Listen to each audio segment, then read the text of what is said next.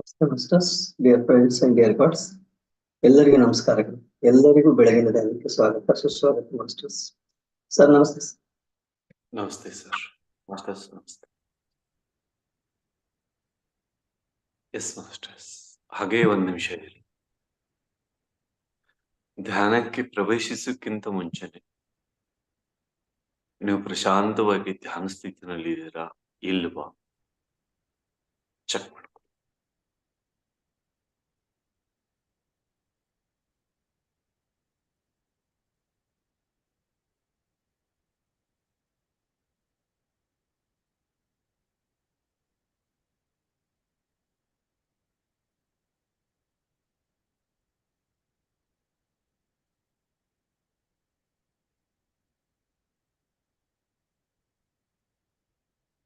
ಆಲಿಸಿ ಮಾಸ್ಟರ್ಸ್.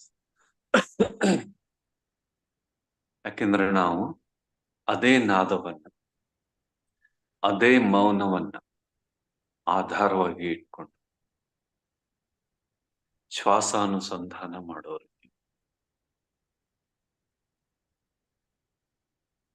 ಆ ಪ್ರಕೃತಿಯ ನಾದ ನಮ್ಗೆ ಕೇಳಿಸ್ಬೇಕು. ಕನಿಷ್ಠ ಜೀರುಂಡೆಯ ನಾದ ನಮ್ಗೆ ಕೇಳಿಸ್ಬೇಕು.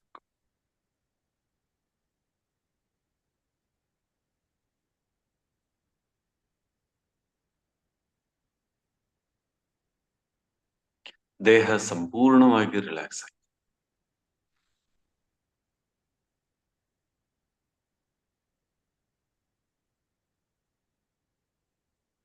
ನಿಶ್ಚಲವಾಗಿರುತ್ತೆ.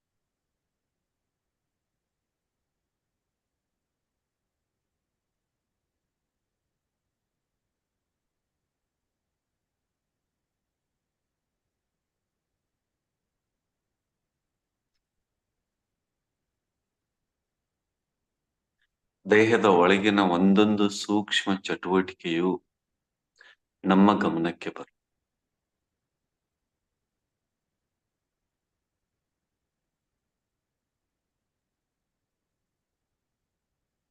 ಸ್ಪಷ್ಟವಾಗಿ ಹಾರ್ಟ್ ಬೀಟ್ ಕೇಳಿಸ್ತಾ ಇದೆ. ಸ್ಪಷ್ಟವಾಗಿ ದೇಹದ ತುಂಬೆಲ್ಲ ರಕ್ತ ಪರಿಚಲನೆ ಆಗ್ತಾ ಇರೋದು ಗಮನಕ್ಕೆ ಬರ್ತಾ ಇದೆ. ಉಸಿರಿನ ಗತಿ, ಅದರ ಧ್ವನಿ ನಮ್ಗೆ ಕೇಳಿಸ್ತಾ ಇದೆ.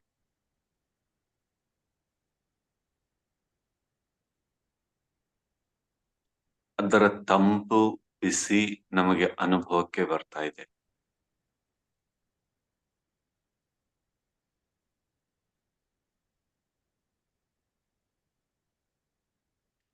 ಮಾಸ್ಟರ್ಸ್, ನಮ್ಮೊಳಗೆ ನಾವು ತೃಪ್ತರು.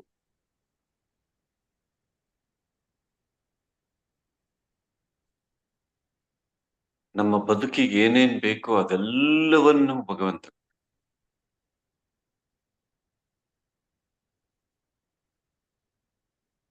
ಬಟ್ ತುಂಬಾ ಅನ್ನ ಇದೆ, ಮೈ ತುಂಬಾ ಬಟ್ಟೆ ಇದೆ, ಇರ್ಲಿಕ್ಕೆ ಒಂದು ಆಸರೆ ಇದೆ, ಜೀವನ ನಡೆಸೋದಕ್ಕೆ ಒಂದು ಆಧಾರ ಇದೆ.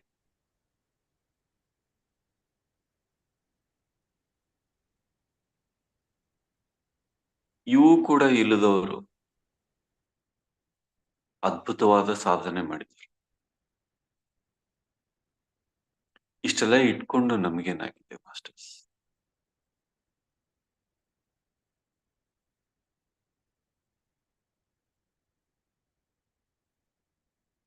ನೀವು ಆಳವಾದ ಧ್ಯಾನ ಸಾಧನೆ ಮಾಡಬೇಡಿ ಅಂತ ನಿಮ್ಗೆ ಯಾರು ಹೇಳೋದಿಲ್ಲ.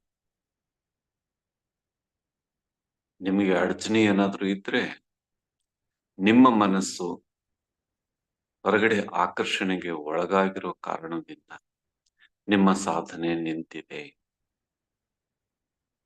ಮುಂದುವರಿತಾ ಇಲ್ಲ.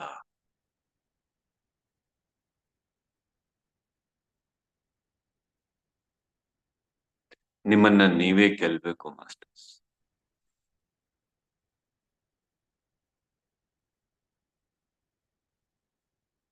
ನಿಮ್ಮನ್ನ ಬೇರೆ ಯಾರು ಗೆಲ್ಲೋದಕ್ಕಾಗೋದು, ನೀವೇ ಗೆಲ್ಬೇಕು.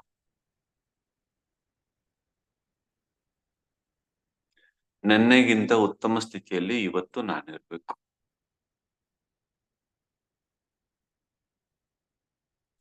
ಇಲ್ಲಾಂದ್ರೆ ಅದು ಜೀವನವೇ ಅಲ್ಲ, ಪ್ರೋಗ್ರೆಸ್ಸೇ ಅಲ್ಲ.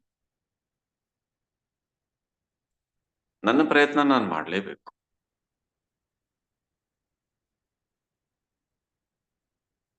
ಅದರ ಆಚೆ ಅದು ನಿಸರ್ಗದ ಕೈಯಲ್ಲಿ. ಭೂಮಿ ಹಸನು ಮಾಡಿ, ಹದ ಮಾಡಿ, ಬೀಜ ಬಿತ್ತೋದು ನಮ್ ಕೈಯಲ್ಲಿದೆ. ಮೊಳಕೆ ಹೊಡೆಯೋದು ನಿಸರ್ಗದ ಕೈ.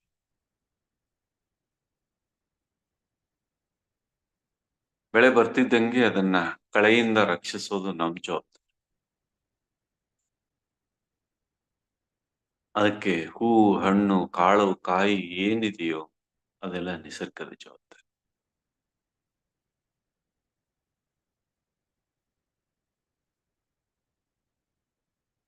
ನಮ್ ಕಡೆಯಿಂದ ನಾವು ಪೂರ್ಣ ಪ್ರಮಾಣದ ಪ್ರಯತ್ನ ಮಾಡಬೇಕು.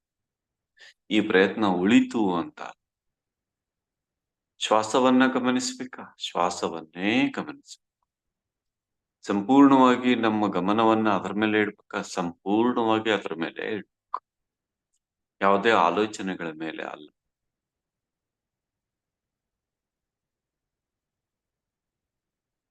ಶ್ವಾಸ ಗಮನಿಸ್ತಿದ್ದಂಗೆ ಶ್ವಾಸ ಸಣ್ಣದಾಗ್ತಾ ಬರ್ತಾ ಇದೆಯಾ? ಹಾಗೇ ಬರ್ಲಿ. ಎಷ್ಟು ಸಣ್ಣದಾಗುತ್ತೋ ಹಾಗೆ.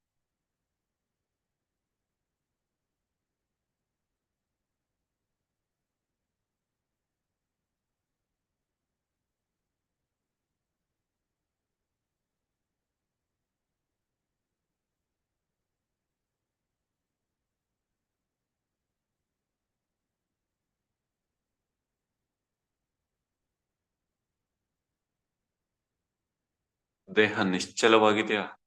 ಬಹಳ ಒಳ್ಳೆಯದು. ಮನಸ್ಸು ಪ್ರಶಾಂತವಾಗಿದೆಯಾ? ಇನ್ನೂ ಒಳ್ಳೆಯದು. ಕೇವಲ ಶ್ವಾಸದ ಅನುಸಂಧಾನ ಮಾಡ್ತಾ ಇದೀವ? ಅತ್ಯಂತ ಒಳ್ಳೆಯದು. ಅಷ್ಟನ್ನೇ ಮುಂದುವರಿಸಿ.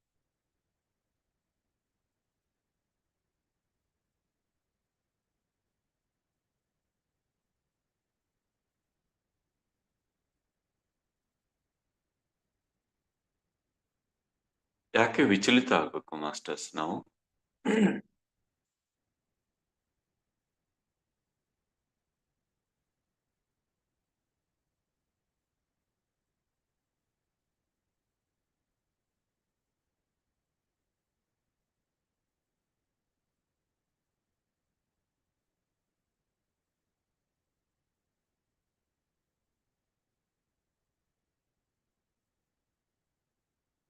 ಕೇವಲ ಶ್ವಾಸ.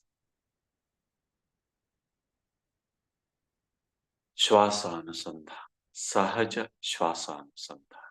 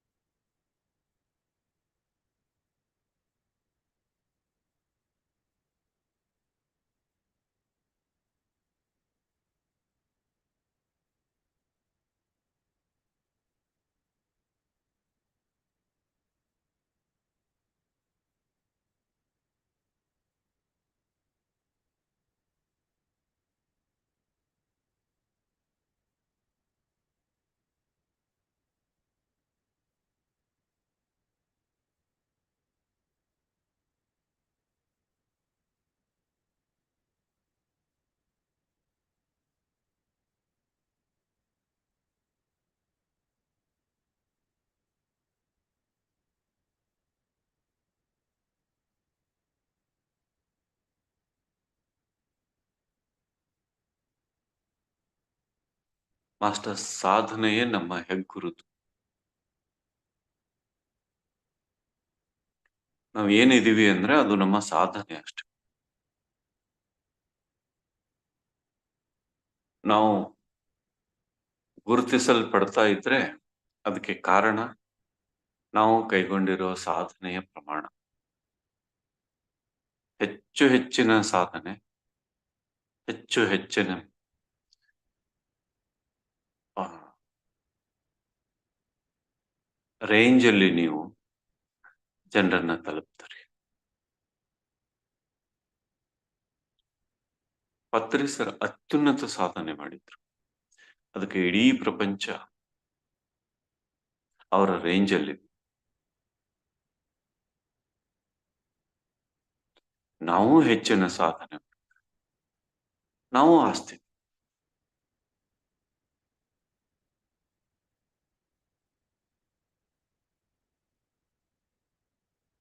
ಆ ಗುರಿ ಇರಬೇಕು ನಮ್ಗೆ, ಅತ್ಯುನ್ನತ ಸಾಧನೆ.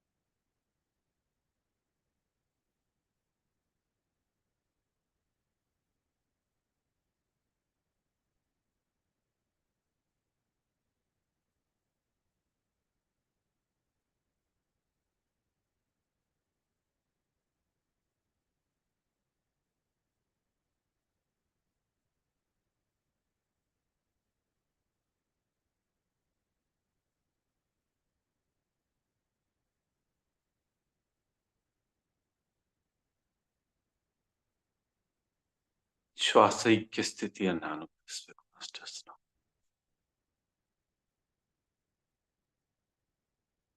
ಶ್ವಾಸದೊಂದಿಗೆ ಒಂದ.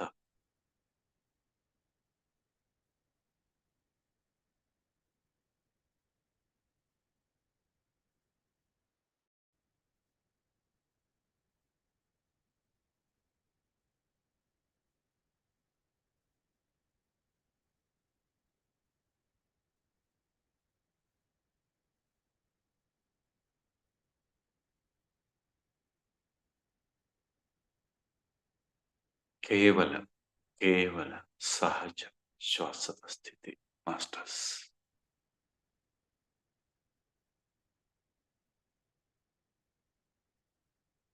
ಎಷ್ಟು ಸಹಜ, ಎಷ್ಟು ಸರಳ, ಎಷ್ಟು ಸುಲಭ, ಎಷ್ಟು ಆರಾಮದಾಯಕ ಈ ಧ್ಯಾನ ಸ್ಥಿತಿ.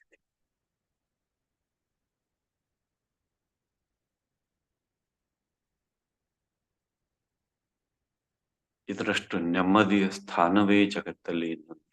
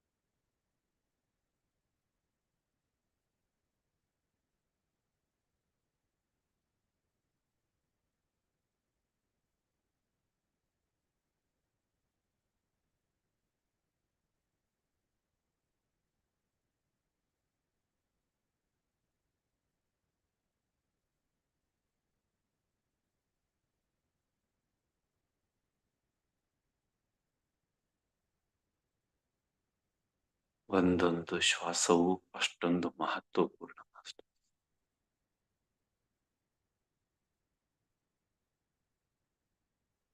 ಪ್ರತಿಯೊಂದು ಶ್ವಾಸದೊಂದಿಗೂ ಐಕ್ಯ ಸ್ಥಿತಿಯನ್ನು ಗಮನಿಸಿ.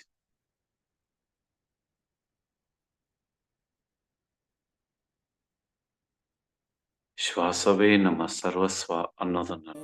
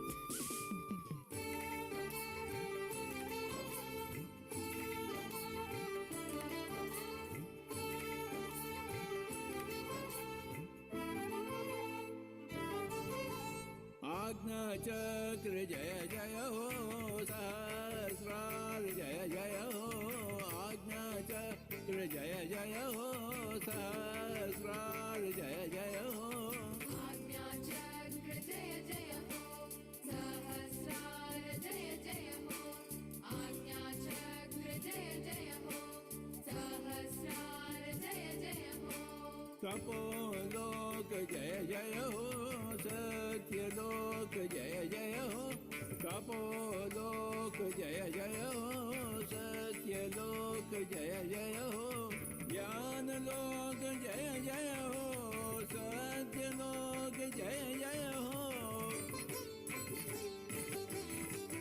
तपोलोक जय जय हो, सत्यलोक जय जय हो, तपोलोक जय जय हो, सत्यलोक जय जय हो, ध्यानलोक जय जय हो, सत्यलोक जय जय हो, ज्ञान विश्व जय जय हो, दिव्य ज्ञान विश्व जय जय हो, ज्ञान भारत जय जय हो, दिव्य ज्ञान भारत जय जय हो, जय हो जय हो जय हो जय हो।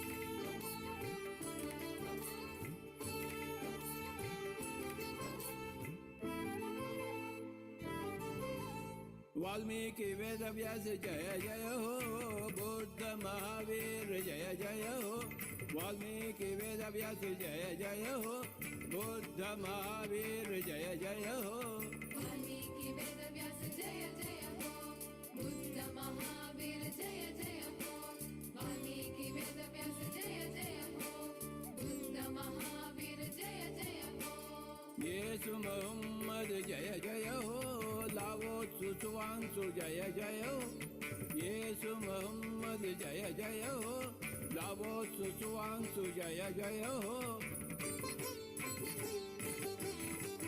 येसु मोहम्मद जय जय हो, लाओ सुजुआन जय जय हो, येसु मोहम्मद जय जय हो, लाओ सुजुआन जय जय हो, माल अल्प मिलार प जय जय हो कबीर नानक जय जय हो लवर्स की बिसेंट जय जय हो युक्तेश्वर लाहिर जय जय हो ओशो रंपा जय जय हो दिया ओशो रंपा जय जय हो ओशो रंपा जय जय हो दिया ओशो रंपा जय जय हो ओशो रामपा जय जय हो दिव्य ओशो रामपा जय जय हो ओशो रामपा जय जय हो दिव्य ओशो रामपा जय जय जय जय हो हो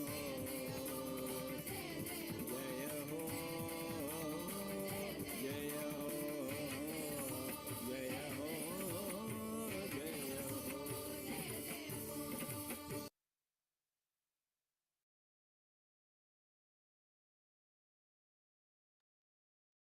ಕೊನೆಯ ಒಂದು ನಿಮಿಷ ಮಾಸ್ಟರ್.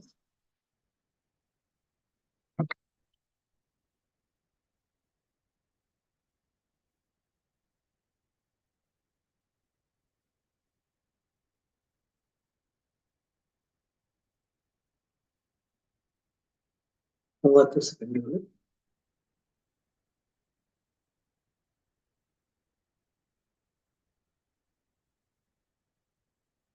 ಹತ್ತು ಸೆಕೆಂಡ್ಗಳು.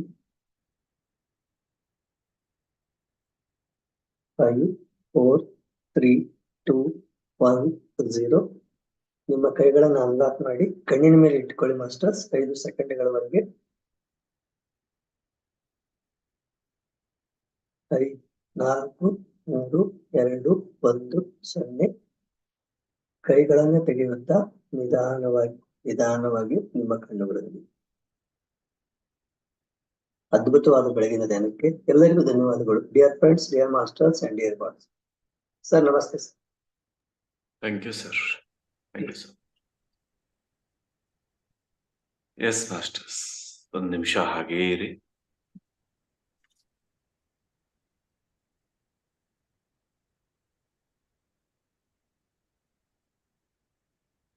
ಎಸ್, ಯಾರಾದ್ರೂ ಏನಾದ್ರೂ ಶೇರ್ ಮಾಡ್ತೀರಾ? ನಿನ್ನೆ ಹೇಳಿದ ಒಂದೆರಡು ಪಾಯಿಂಟ್ ಅನ್ನ ಇವತ್ತು ಸ್ವಲ್ಪ ಸಣ್ಣ ಕ್ಲಾರಿಫಿಕೇಶನ್ ಕೊಟ್ಟು. ಆದ್ರೂ ಒಂದು ಪ್ರಶ್ನೆ, ದುಃಖರಾಹಿತ್ಯ ಸ್ಥಿತಿಯನ್ನ ತಲುಪಿದ ಮೇಲೆ ಇನ್ನೇನಾದ್ರೂ ಬೇಕಾ?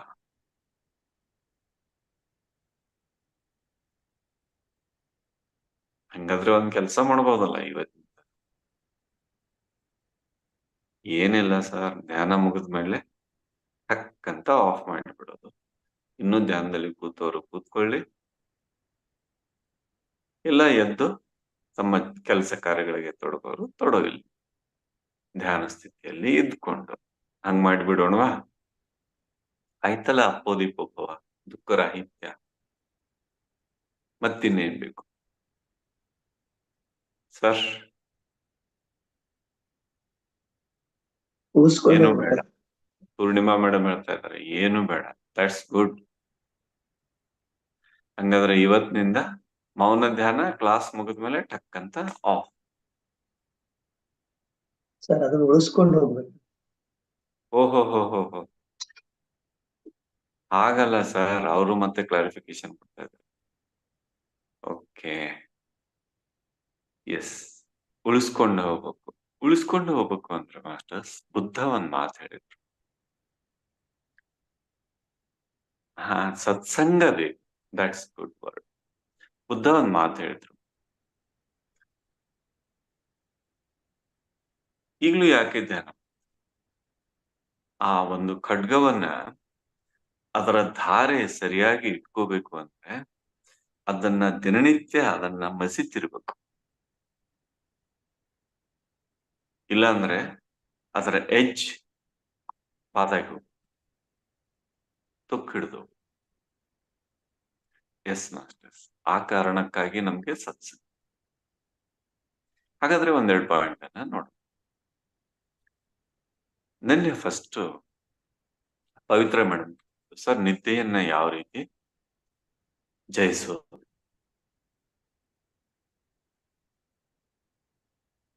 ಅವ್ರಿಗೆ ನೀವೇ ದಾರಿ ಕಂಡ್ಕೊಳ್ಳಿ ಅಂತ ಹೇಳಿ. ಆದ್ರೂ ಕೆಲವೊಂದಷ್ಟು ನಿಮ್ಮನ್ನೇ ಪ್ರಶ್ನೆ ಕೇಳ್ತೀನಿ. ನಮಗೆ ಯಾಕೆ ಎಚ್ಚರ ಆಗೋದಿಲ್ಲ? ನಮಗೆ ಯಾಕೆ ಅತಿಯಾದ ನಿದ್ರೆ? ಇದಕ್ಕೆ ನಾವು ಉತ್ತರ ಕಂಡುಕೊಂಡ್ರೆ ನಾವು ನಿದ್ರೆಯನ್ನ ಜಯಿಸ್ತಾ ಹೋಗ್ತೀವಿ. ಎಲ್ಲಕ್ಕಿಂತ ಮೊದಲು ಒಂದು ಉದಾಹರಣೆ ಹೇಳ್ತೀನಿ. ನಾನು ಈ ಬೆಳಗಿನ ಜಾವದ ಧ್ಯಾನಕ್ಕೆ ಹಾಗೆ ಬಂದೆ. No problem. ಆ ಬೆಳಗಿನ ಜಾವದ ಧ್ಯಾನಕ್ಕೆ ಹಾಗೆ ಬಂದೆ. ಮಾಸ್ಟರ್ಸ್, ನಾನು ರಾತ್ರಿ ಜೀವಿ ನಾನು. ಬೆಳಗಿನ 2-3 ಗಂಟೆವರೆಗೂ ನಾನು ಕೂತ್ಕೊಳ್ಳೋಂತ. ಒಂದೊಂದ್ಸಲ ಎಷ್ಟು ಬೇಕಾದ್ರೂ ಕೂತ್ಕೊಳ್ಳೋಂತ. ಎಷ್ಟೋ ಸಲ ಹೀಗೆ ಎದ್ದು ಹೀಗೆ ರೆಡಿಯಾಗಿ ಹೋದ.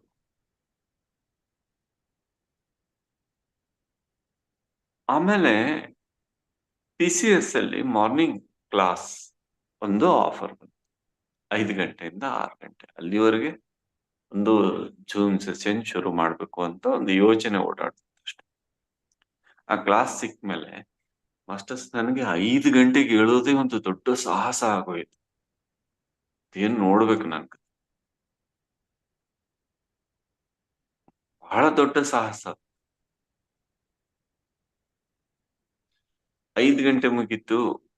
ಆಮೇಲೆ ಮುಂದೆ ಇಂಡಿಪೆಂಡೆಂಟ್ ವಸುಂಧರಾ ವಾರಿಯರ್ಸ್ ಶುರು ಆದ್ಮೇಲೆ 4 ಗಂಟೆಗೆ ಬಂದ್ರು ಮಾಸ್ಟರ್ಸ್. ಅದು ನೋಡ್ಬೇಕು ಮತ್ತಿನ್ನೂ ಒಂದ್ ಕತೆ. ಆಮೇಲೆ ಬರ್ತಾ ಬರ್ತಾ ಎಲ್ಲರೂ ಎನರ್ಜಿ ಲೆವೆಲ್ ರೆಡಿಯಾಗಿ 3 ಗಂಟೆಗೆ, ಈಗ 3 ಗಂಟೆಗೆ ಬಂತು. ಇನ್ನು ಮುಂದೆ ಎಲ್ಲಿ ಹೋಗುತ್ತೋ ನೋಡೋಣ. ಯಾಕೆ ಈ ಮಾತು ಅಂದ್ರೆ ಪವಿತ್ರ ಮೇಡಮ್, ನಾನು ಒಂದು ಸ್ವಭಾವ ನಾನು ಅಳವಡಿಸಿಕೊಂಡೆ. ನನಗೆ ಯಾವ್ದು ಟಫ್ ಇರುತ್ತೋ ಅದೇ ಚಾಲೆಂಜ್ ತಗೋ. ಬೆಳಗ್ಗೆ ಹೇಳೋದು ನನಗೆ ಟಫ್ ಸಿಲೆಬಸ್, ನಾನು ಅದೇ ಸಿಲೆಬಸ್. ಅದು ಹೆಂಗೆ ಟಫ್ ನೋಡೇ ಬಿಡು. ಅಂದ್ರೆ ಟಫ್ ಸಿಲೆಬಸ್ಗೆ ನಾನು ಟಫ್ ಸಿಲೆಬಸ್. ಮಾಸ್ಟರ್ಸ್, ಹಾಗೆ ಯಾವುದು ಕಠಿಣವೋ, ಯಾವುದು ಹೆಚ್ಚು ಭಯ ಬೀಳಿಸುತ್ತದೆಯೋ ಅದನ್ನು ನಾವು ಎದುರುಗೊಳ್ಳಬೇಕು. ಆವಾಗ ನಮ್ಗೆ ಎದುರಿಗೆ ಯಾವ ರೀತಿನೂ ಚಾಲೆಂಜಸ್ ಉಳಿಯೋದಿಲ್ಲ. ಉಳಿದ್ರು ಹೊಸ ಹೊಸ ಚಾಲೆಂಜಸ್ ಬರ್ತಾ ಇರ್ತಾವ ಅಷ್ಟೇ. ಆವಾಗ ಅದೊಂದು ಗೇಮ್ ಆಗುತ್ತೆ.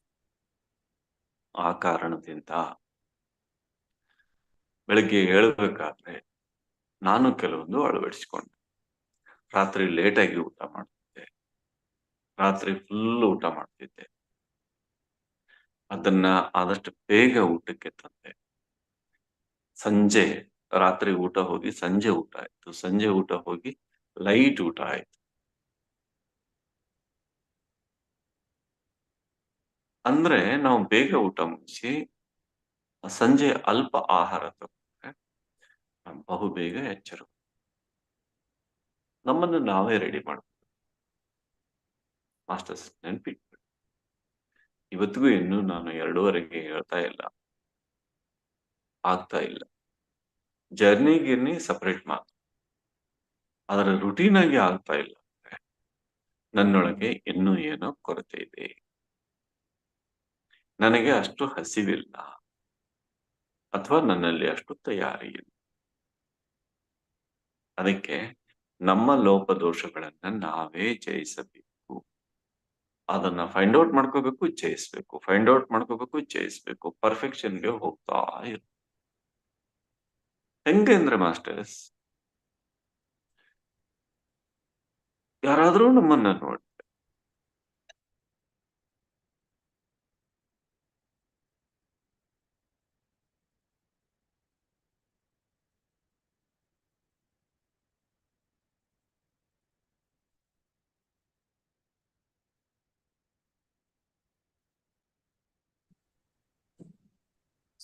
ಸರ್ ಮ್ಯೂಟ್ ಐತ್ರಿ ಸರ್. ಇರ್ಲಿ ಮಾತಾಡ. Okay sir.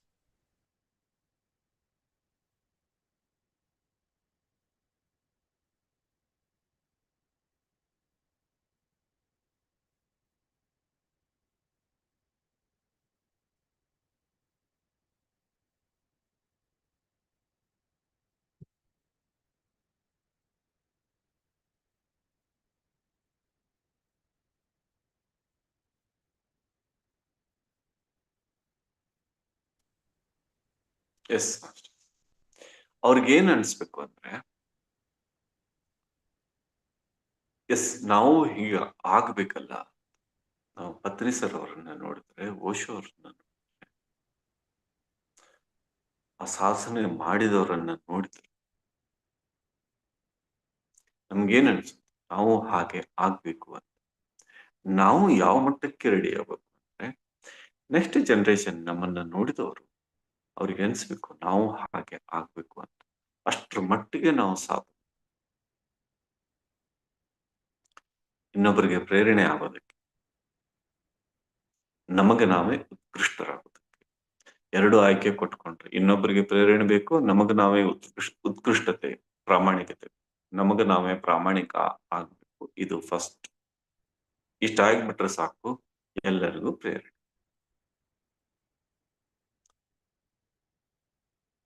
ಇನ್ನು ಪೃಥ್ವಿರಾಜ್ ಸರ್ ಹೇಳಿದ್ರು, ಶಬ್ದಗಳನ್ನ ವರ್ಡ್ಸ್ ಕ್ಯಾಚ್ ಮಾಡಿದ್ರೆ ಹಾಗೆ, ವರ್ಡ್ಸ್ ಬಿಟ್ಬಿಟ್ಟು. ಹೌದು, ವರ್ಡ್ಸ್ ಬಿಟ್ಟು. ಪದ ಮತ್ತು ಪದಾರ್ಥ ಅಂತ ಎರಡು ಶಬ್ದ ಇದೆ. ಪದಾರ್ಥ ಅಂದ್ರೆ ಆ ಪದದೊಳಗಿನ ಅರ್ಥ.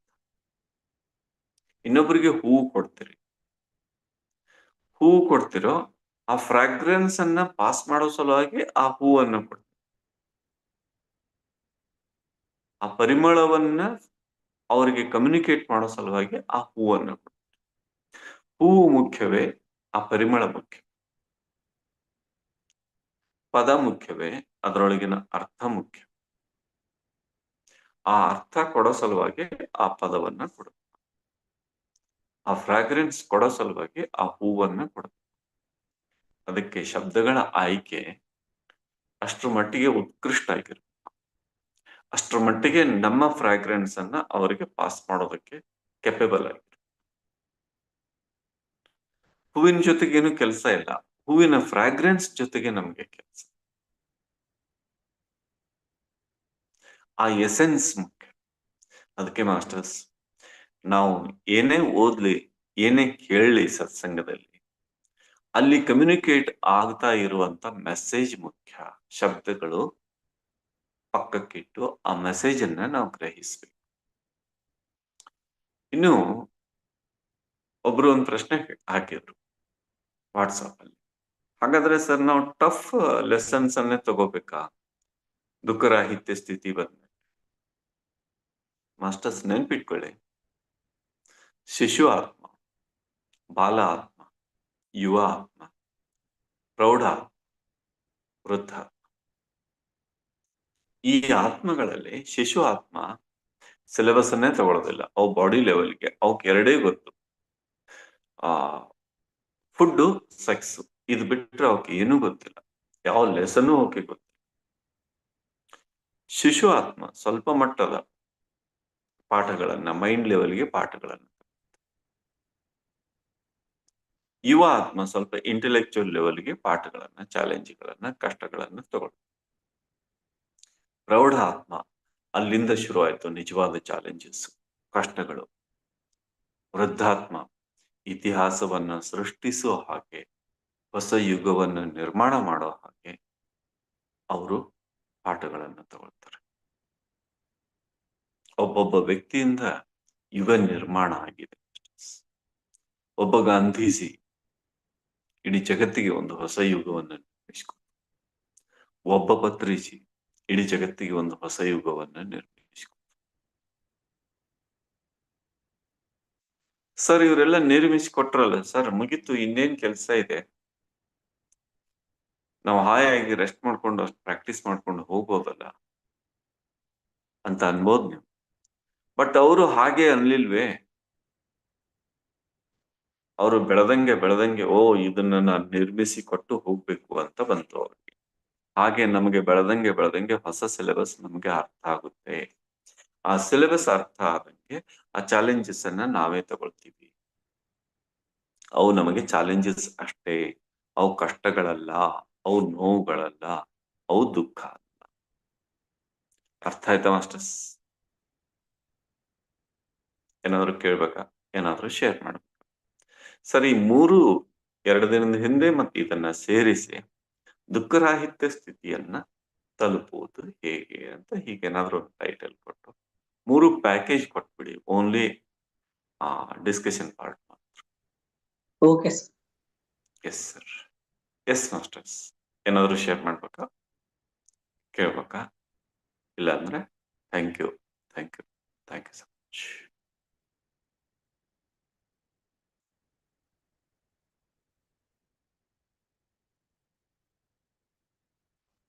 ಓಕೆ ಸರ್, ರೈಟ್ ಮಾಸ್ಟರ್ಸ್, ನಾಳೆ ಮತ್ತೆ ಭೇಟಿಯಾಗೋಣ. ಇನ್ನಷ್ಟು ಆಳವಾದ ಧ್ಯಾನದೊಂದಿಗೆ, ಇನ್ನಷ್ಟು ಆಳವಾದ ಮೌನದೊಂದಿಗೆ. ಸರ್ ಒಂದಿಬ್ರು ಮಾಸ್ಟರ್ ಹ್ಯಾಂಡ್ ರೈಸ್ ಮಾಡಿದ್ದಾರೆ. ಎಸ್ ಸರ್, ಆ ಎನರ್ಜಿ. ಸರ್ ನಮಸ್ಕಾರ ಸರ್. ನಮಸ್ತೆ ಮೇಡಮ್. ಚಾಲೆಂಜಸ್ಗಳು ಮನುಷ್ಯನಿಗೆ ಕೊನೆಯವರೆಗೂ ಬೇಕೇ ಸರ್. ಅವು ಇರತ್ತವರೇ, ನೀವು ಬೇಕಂದ್ರೂ ಬಿಡೋದಿಲ್ಲ, ಬೇಕೇ ಸರ್. ಬ್ಯಾಡ್ ಅಂದ್ರೂ ಬಿಡೋದಿಲ್ಲ. ಹ್ಮ್. ಅವು ಇರತ್ತವ.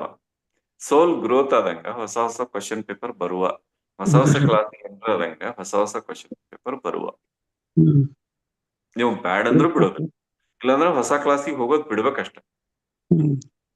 ಅಂದ್ರೆ ಅವಾಗ ಗ್ರೋತ್ ಇಲ್ಲ. ಎಲ್ಲಿವರೆಗೆ ಗ್ರೋತ್ ಅನ್ನೋದು ಇದೆಯೋ ಬ್ರಹ್ಮಾಂಡದಲ್ಲಿ, ಅಲ್ಲಿವರೆಗೆ ಚಾಲೆಂಜಸ್ ಇರೋದೇ madam. S next Sunandamma madam, mic on ಮಾಡ್ಕೊಳ್ಳಿ. ಎಸ್. ನಮಸ್ತೆ ಸರ್. ನಮಸ್ತೆ. Challenge madam. ಏನಿಲ್ಲ ಸರ್, ನಾನು ಈ ದಿನ ಅಂದ್ರೆ ನಾಳೆಗೆ ಕರೆಕ್ಟ್ ಆಗಿ 41 ದಿನ ಆಗುತ್ತೆ. 29ಕ್ಕೆ ಸ್ಟಾರ್ಟ್ ಮಾಡಿದ್ದು. ಈ ದಿನ ನಾನು ಬೆಳಗ್ಗೆ ಧ್ಯಾನ ಕುತ್ಕೊಂಡಾಗ 2:50ಕ್ಕೆ ಕುತ್ಕೊಂಡಿದ್ದೆ.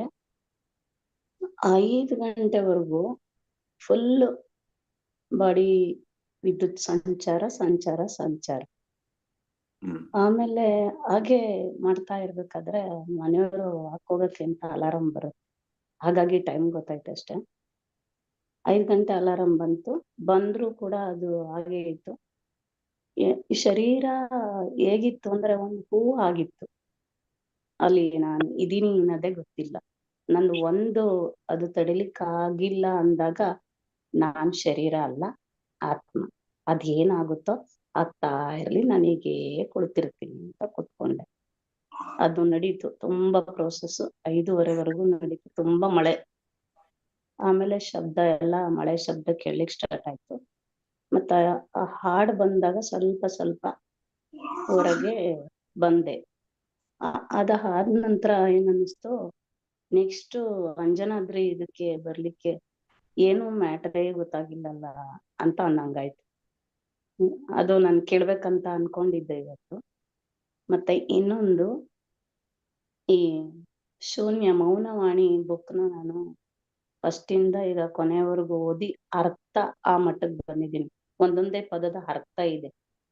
ಶಂಕರಾಚಾರ್ಯರ ಪುಸ್ತಕ ಓದಿದಾಗ ನಾನು ಆ ಸಾಕಷ್ಟು ಪದಗಳಿಗೆ ಅರ್ಥ ಗೊತ್ತಿಲ್ಲದನ್ನೇ ಬರ್ದಿಟ್ಟಿದ್ದೆ. ಆ ಎಲ್ಲ ಪದಗಳಿಗೆ ಅರ್ಥ ಮೌನವಾಣಿ ಬುಕ್ ಅಲ್ಲಿ ಸಿಕ್ಕಿದೆ ನನಗೆ. ಅದು ನೀವು ಸ್ವಲ್ಪ ಹೇಳಿ ಮಧ್ಯ ಯಾಕೋ ಬಿಟ್ಟಿದ್ದಾಯ್ತು ಗುರುಗಳು ಅಂತ ಅನ್ಕೊಂತಾ ಇದ್ದೆ. ಅದನ್ನ ಇನ್ನೂ ನಮ್ಗೆ ಮನವರಿಕೆ ಮಾಡ್ಬೇಕು ಅಂದ್ರೆ ಒಂದೊಂದೇ ತಕೊಂಡು ಸತ್ಸಂಗ ಮಾಡಿದ್ರೆ ಇನ್ನೂ ಬಹಳ ಅತ್ಯದ್ಭುತವಾದ ಧ್ಯಾನ ಆಗುತ್ತೆ ಅಂತ ಎಲ್ಲರಲ್ಲೂ ಮನವಿ ಮಾಡ್ತಾ ಕೇಳ್ಕೊತಾ ಇದ್ದೀನಿ ಸರ್. ಓಕೆ ಮೇಡಮ್, ಸರಿ. ಹಾಗೆ ಉಳ್ಕೊಂಡಿತ್ತದು, ನೋಡೋಣ ಅಂತಿತ್ತು. ನೀವು ಮತ್ತೆ ಅದನ್ನ ಟ್ರಿಗರ್ ಮಾಡಿದ್ರೆ, ಓಶೋ ಅವರು ಆ ಬುಕ್ ಮೇಲೆ ಒಂದು ಅದ್ಭುತವಾದ ಲೆಕ್ಚರ್ಸ್, ಅದನ್ನ ತಗೊಳ್ಳೋಣ. ಆ ಬುಕ್ನ ಯಾವ ರೀತಿ ಅದನ್ನ ಹಿಗ್ಗಿಸ್ಕೊಂಡು ಯಾವ ರೀತಿ ಅದನ್ನ ಫ್ರಾಗ್ರೆನ್ಸ್ ಕೊಟ್ಟಿದ್ದಾರೆ ಅದನ್ನ ನೋಡೋಣ. ಸರ್, ಮತ್ತೆ ಇದು ಹೇಳ್ಬೇಕಲ್ಲ ಸರ್, ಎಲ್ಲಿ ಬರ್ಬೇಕು ನಾವು, ಏನು 4ನೇ ತಾರೀಕು ಎಲ್ಲ ಸೇರೋದಕ್ಕೆ? ಡಾಕ್ಟರ್ ಇದಾರೆ. ಇದಕ್ಕೆ ಕೊಪ್ಪಳದ ಗವಿಸಿದ್ದೇಶ್ವರ ಮಠದಲ್ಲಿ ಎಲ್ಲರಿಗೂ ಉಳ್ಕೊಳ್ಳೋದಕ್ಕೆ ವ್ಯವಸ್ಥೆ ಮಾಡೋದು ಒಂದು ಹಂತಕ್ಕೆ ಚರ್ಚೆ ನಡೆದಿದೆ. ಕೊಪ್ಪಳದಿಂದ 60 ಕಿಲೋಮೀಟರ್, 1.5 ಗಂಟೆ ಜರ್ನಿ. ಅದು ಅತಿ ಉತ್ತಮವಾದ ಸ್ಥಾನ ಉಳ್ಕೊಳ್ಳೋದಕ್ಕೆ. ಅಲ್ಲಿಂದ ನಾವು ಒಂದು ವೆಹಿಕಲ್ ಮಾಡ್ಕೊಂಡು ಅಂಜನಾದ್ರಿ ಬೆಟ್ಟಕ್ಕೆ ಹೋಗ್ಬೋದು. ಶನಿವಾರ ಬೆಳಗ್ಗೆ ಹೊರಡೋದಲ್ವಾ ಸರ್ ಅಂಜನಾದ್ರಿ ಆ, ಬೆಟ್ಟಕ್ಕೆ? ಅಲ್ಲ ಮೇಡಮ್, 4ನೇ ನೀವು 4ನೇ ಶನಿವಾರ ಅಲ್ಲಿ ನೈಟ್ ಅಲ್ಲಿರ್ಬೇಕು. ತಲುಪಬೇಕು. ಶುಕ್ರವಾರ ಹೊರಡ್ಬೇಕು ನಾವು. ನೀವು ಶುಕ್ರವಾರ ಹೊರಟು ಶನಿವಾರ ನೈಟ್ ತಲುಪಬೇಕು. ಇಲ್ಲಪ್ಪ ನಮ್ಗೆ 2 ಗಂಟೆ 3 ಗಂಟೆ ಜರ್ನಿ ಇದೆ ಅಂದ್ರೆ ಬೆಳಗಿನ ಜಾವ ಎದ್ದು ಬರ್ಬೋದು. ಹತ್ರ ಇರೋರು. ನಾವು ತುಮಕೂರಿಂದ ಹೊರಡ್ಬೇಕಂದ್ರೆ ಅಲ್ಲ ನೀವು ಡಿಸೈಡ್ ಮಾಡಿ. ಓಕೆ, ಫ್ರೈಡೆ ಸ್ಯಾಟರ್ಡೆ ಹಾಲಿಡೇ ಮಾಡ್ಕೊಂಡು ಕ್ಲಾಸಸ್ ಕಂಟಿನ್ಯೂ ಇರುತ್ತೆ ಮೇಡಮ್. ಇದು 41 ದಿನ ಆದ್ಮೇಲೆ ಮತ್ತು ಇನ್ನೊಂದು ಚಾಲೆಂಜ್, ಕಂಟಿನ್ಯೂ ಇರುತ್ತೆ ಮತ್ತು ಒಂದು ಚಾಲೆಂಜ್ ಪವಿತ್ರ ಮೇಡಮ್ಗೆ ಇದು ಆನ್ಸರ್. ಕ್ಲಾಸಸ್ ಕಂಟಿನ್ಯೂ ಇರುತ್ತೆ. Okay, yes sir. Yes madam, ಅಲ್ಲಿ ಅನೌನ್ಸ್ ಮಾಡಿ.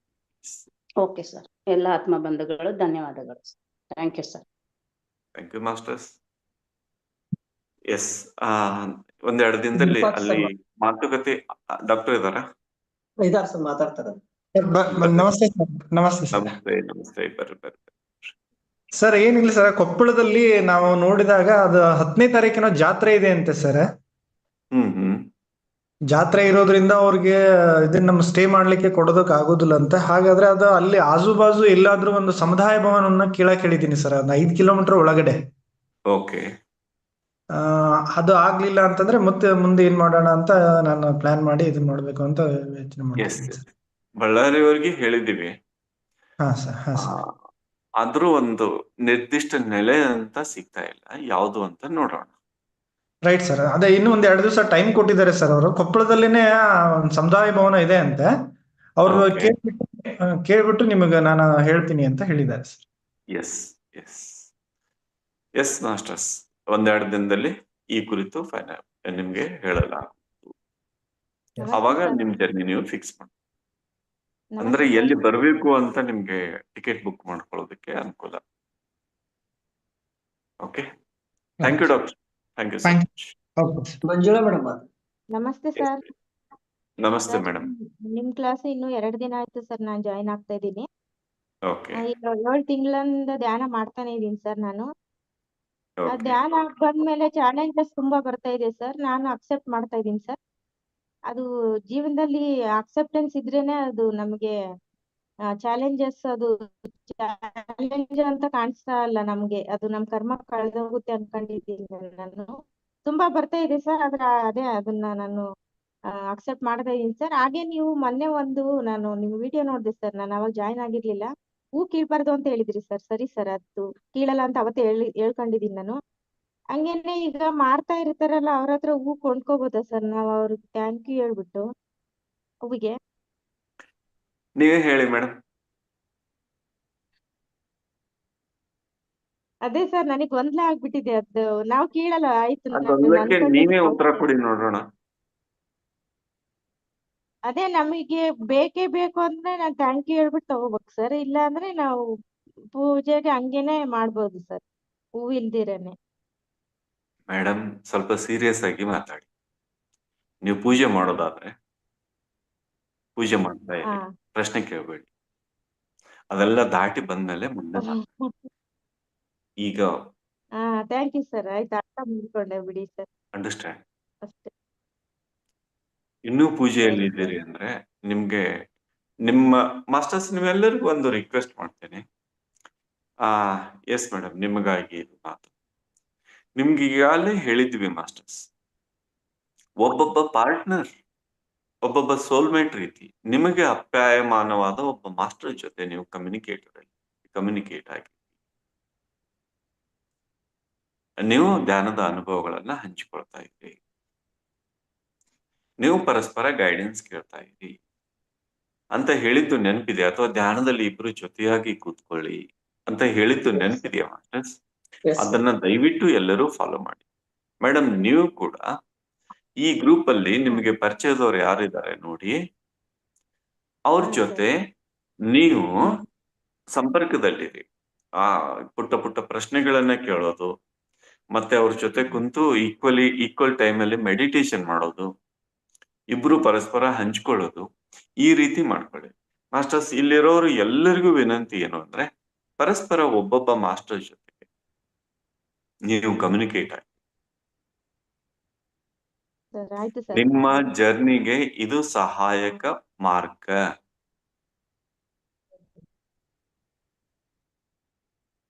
ಇಲ್ಲಷ್ಟೇ ಅಲ್ಲ ಮಾಸ್ಟರ್ಸ್, ಮತ್ತೆ ನೆನ್ಪಿಟ್ಕೊಳ್ಳಿ, ನೀವು ಎಲ್ಲಿ ಹೋದ್ರೂ ಇದರ ಅವಶ್ಯಕತೆ ಇದೆ.